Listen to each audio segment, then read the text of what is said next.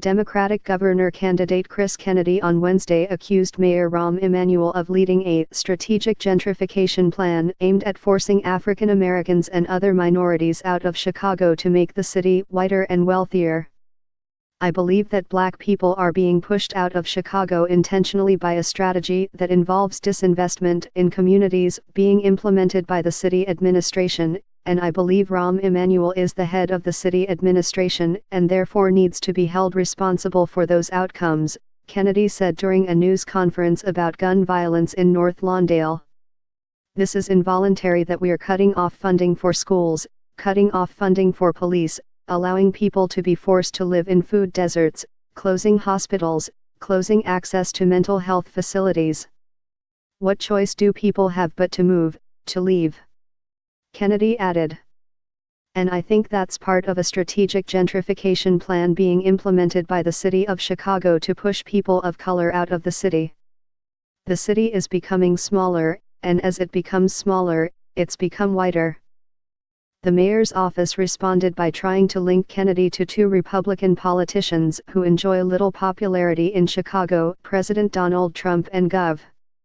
Bruce Rauner, whom Kennedy wants to replace.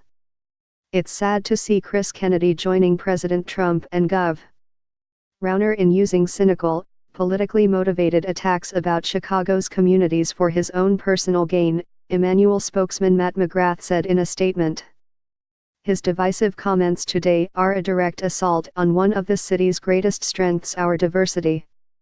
McGrath also said Kennedy's attack on Emanuel ignored work being done in neighborhoods across the city to improve the quality of life for everyone who calls Chicago home. Kennedy, an heir to the iconic Massachusetts political family, has sought to appeal to African American voters, focusing on the issue of gun violence and questioning the fairness of educational opportunities and property taxation in black neighborhoods. The names of his uncle, the late President John F. Kennedy, and father, the late U.S. Sen. Robert Kennedy, still carry resonance among older black voters from the family's leadership in the struggle for civil rights during the 1960s. Kennedy, who has had a tough time raising campaign money, is searching for a path to victory in the March 20 Democratic governor primary. He has ramped up his critiques of the Democratic establishment at a time when rival J.B.